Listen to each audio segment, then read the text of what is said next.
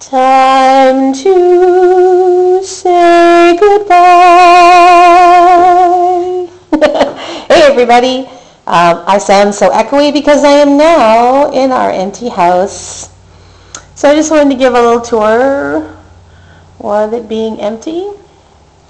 This house was built, was finished, it started in 1861, it was built and finished in 1863 by my great-grandfather, George Bradford Hasty. It's been in the family since then. It's now going out of family hands. But we're selling it to a wonderful family who are going to be calling it Three Sisters Farm. And this is the parlor.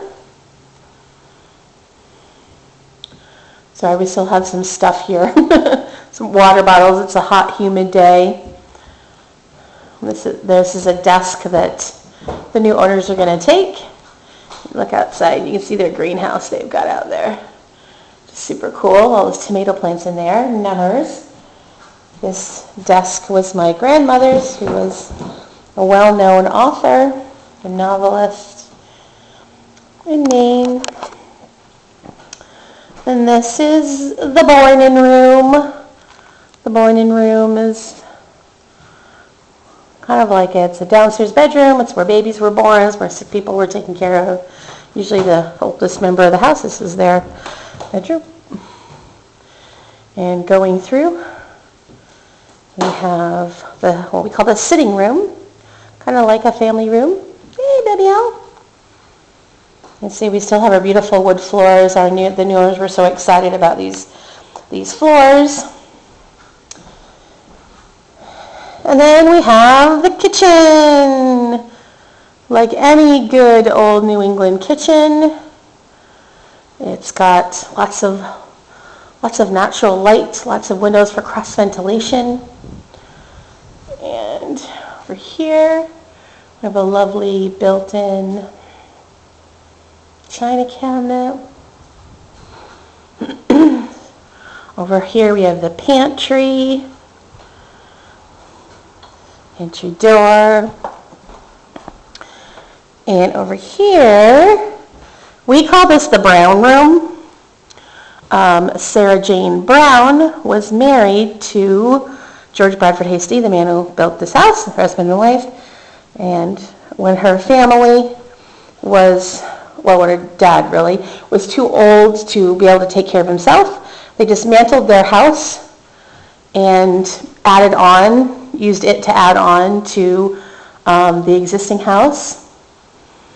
And so since this is made of the remains of the Brown house, we call it the Brown room. And it's not because it's brown color, but you can see how the doors and things are the old thumb latches. They're a lot older.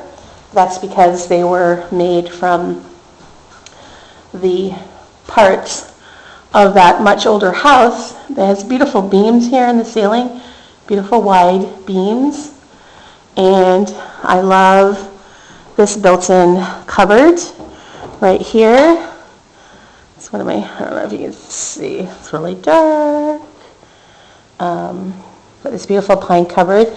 We use it as an extra bedroom because we had many children. And it was used my grandmother used it as a guest bedroom. At the time it was built, it was used as kind of like a John Brown, kind of ran like a convenience store almost, where people could get items without having to go all the way into town. This is our beautiful walnut banister. The new owners are going to be turning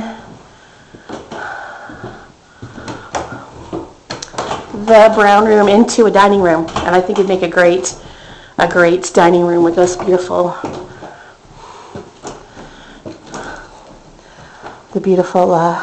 beams. And now we have one of the upstairs bedroom, also original floor in here. And they're going to be putting some windows in here, some dormers. And there's a little Jack and Jill bathroom. And this is the master bedroom.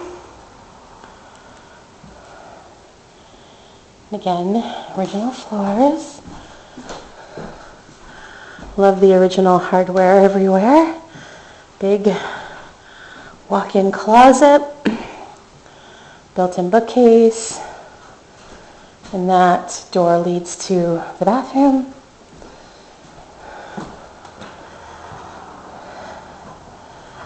And I just thought I'd take a look out this window. That's the last of the junk, which is going on. There's our U-boxes, 2 there and 2 there. And I don't know if you can see behind, kind of behind the trees a little bit, is yet another moving van. We ended up with not having enough space in the U-boxes. We had 4. But rather than get another U-box, we decided that the problem with the U-boxes is once they take them, you don't have any access to them. And there were things that we felt like we needed to have access to, mostly my teaching supplies. And so we decided to rent a small U-Haul, which we're going to drive across country along with our car. And you can see the 3 big maples, 1, 2, and 3. Those were planted by Verd Hasty, George Bradford Hasty's son, when he was 12 years old in 1888. We know exactly how old those are. And that's one of the reasons why the new owners decided to call it Three Sisters Farm. They have 3 girls, and there's these 3 maple trees. And the 3 sisters, of course, if you know Native American lore, Native Americans would grow corn, squash, and beans together, and they called them the 3 sisters. So there's a tour of our beautiful 1863 farmhouse that we have called home for 17 years and that we have loved. And now on to our new adventure and new journey. TTFN, ta-ta for now.